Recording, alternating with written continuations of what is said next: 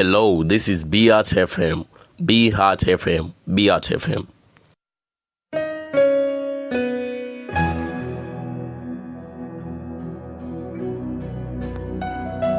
Ego ndasubiye kubaramutsa mwese bakunzi b'ikiganiro guhimbaza Imana cyo kuri Beat FM muri kumwe na Patrick Karusho kuri uno munsi kandi Imana itwongeye kugira dusubire gusangira ijambo ry'Imana. Reka dusangire ijambo ry'Imana riri muri Zaburi y'ijana na 37. Havuga ngo ku nzuzi z'i Babuloni niho twari twicaye mbere tugaturika tukarira twibutse Siyoni.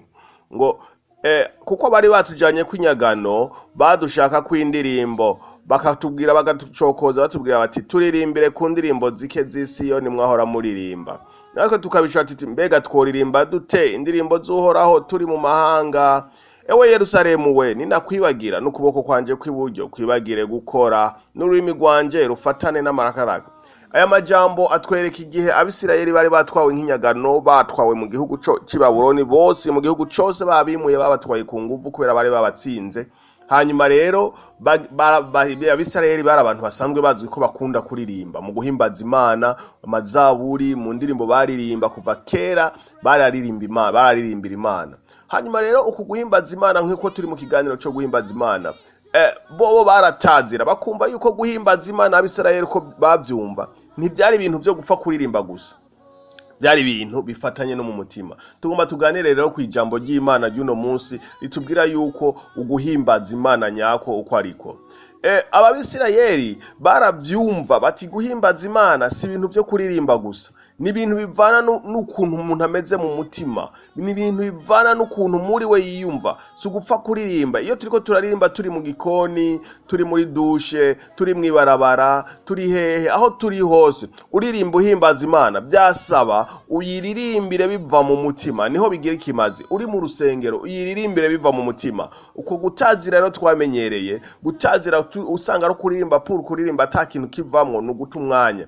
Byiza nuko mu mutima iwawe ugenda kwanza wumva uti mu mutima wanje hari connect, harafatanye na mpwemu yera, hariho communication, hariho connection hagati ya jewe na mpwemu yera, connection hagati ya jewe n'ijuru. Iyo connection ikugwaho no kudasenga, iyo connection ikugwaho n'ukuntu wewe wibagira icuri. Naye handi mu bisango sinovuga ngo iba yagiye ibihari, ahubwo wewe uba wayibagiye kwiriho. Mu bisanzwe kuririmba turirimbira Imana no kuyihimbaza no kuyitazira. Wewe rero iyo mu buryo bw'impwemu uhagaze neza uri kurahimbaza Imana, hariho ibintu byinshi bigenda. Ahandi rero muri Zaburi nyene havuga ngo Uhoraho ahaguruke abansi biwe basanzare. Uhoraho ahaguruke abansi biwe basanzara. Umenga ahantu ari ku ntebe y'ijuru, umenga yohaguruka agahaguruka. Guhaguruka k'Uhoraho sukundi, Uhoraho ahagurutswa mu buzima bwawe, Uhoraho arazamuka, araduga, arahaguruka, agakora. Uko guhaguruka bizanwa n'iki? Amasengesho yuko wewe mu buryo bw'impwemu ukomeye hamwe no gutazira uririmbira Imana.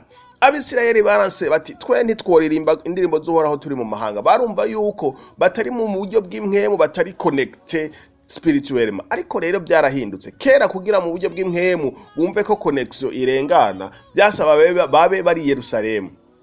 Ariko muri kino gihe gisezerano rishasha si ngombwa ngo ube uri Yerusalemu kugira habeho connection. Aho uri hose connection irashoboka, irahari. Nico gituma umwanya wose ukwiye kuguma i Yerusalemu, atari Yerusalemu hajyaho muri Isirayeli, ariko mu buryo bw'impwemu kumva ko wegeranye n'Imana umwanya wose. Ndakwifurize ko uyu munsi aho uja hose utibagira Yerusalemu, uguma uri connect, ufise iyo connection, niho kuririmba kwawe byogira ikimazi. Maze Uhoraho arahaguruka kandi abansi biwe barasanzara. Abansi Uhoraho nabahe n'abantu botuma icubahiro c'Uhoraho kidashigwa hejuru. Rero uno munsi abansi Uhoraho basanzara gute? Wewe ni wahagurutsa Uhoraho muri wewe mu gusenga, aho ugiye hose, naho uza kuburi mwibarabara uririmba indirimbo z'Uhoraho. Abo Bisirayeli barasati twe n'inanga twamanitse ku biti, ntidushobora kuririmba tutari Yerusalemu. Ariko nababwiye yuko twebwe Yerusalemu twamahera kuko Kristo yatabuye cya gihuzu cyadutandukanya cyatuma tutinjira hera. Nico gituma ubu rero guhimbaza Imana birashoboka aho uri hose.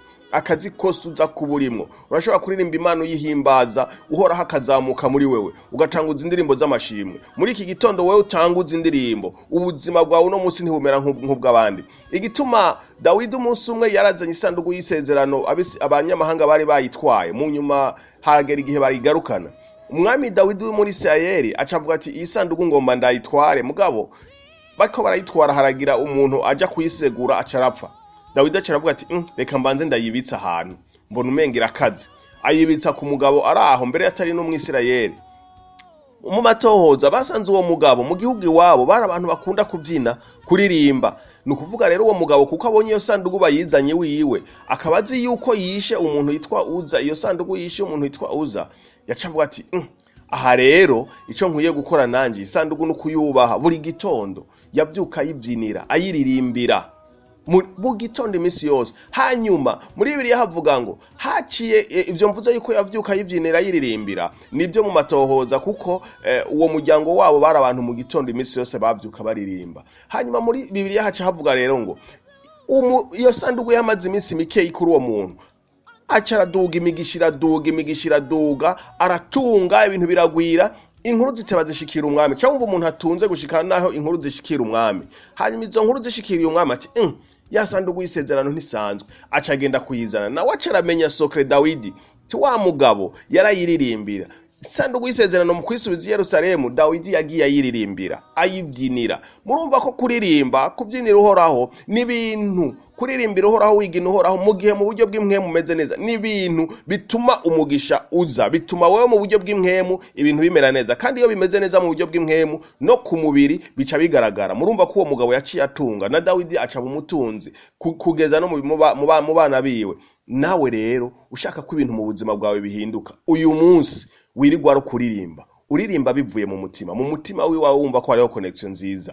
Uririmbe utazira Imana naho uza ko uri muri situation igoye, utazira uhoraho, urimbe indirimbo zo kwishima. Peu importe situation wowe urimo, peu importe ibintu byoba ubikura imbere bakubwiye inkuru zitaryoshe, wewe ugusuga umuririmbira uhoraho umutazira. Uko kuzamura uhoraho bituma abansi biwe basanzara. Kuzamura uhoraho mu kuririmba bituma abansi biwe basanzara, bituma ubukene, ingwara, ibyaba daimoni byose, ibyaha byose bisanzara. Uyu munsi kubera mwiza wo gutazira Imana, ukuvuti ku nzuzi z'Ibabuloni niho bari bicaye bajya bakanka kuririmba bibutse Yerusalemu. Tweho Yerusalemu twaragerereyeho, kuko kavuga ngo twebwe ntitwinjiye mu gisagara gisanzwe ariko twinjiye muri Yerusalemu wo mwijuru, twagerereye ahera cyane, twamaze gukorana n'ijuru. Nico gituma rero twamaho turaririmba. Iyo turirimbye rero tumenye ko ari ikintu gishasha mu buryo bw'imwemu gihinduka. Uyu munsi ndakwifurije ko kubera umunsi umunezero, umunsi wo kuririmba. Peu importe ama situation yose uza gucamwo, uyabe muri kuraririmba utazira Imana, uze kwirabira ibitangaza bikoreka mu buzima bwawe.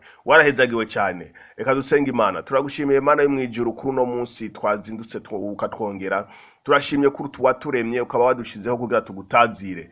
Ndasengeye mwami wanje umuntu yanyumvirije, uhindura ubuzima bwiwe, akureho ubuzima bw'amaganya, ashireho ubuzima bwo kuririmba, bwo gutazira Imana, bwo kugutazira, guhimbaza umwanya wose.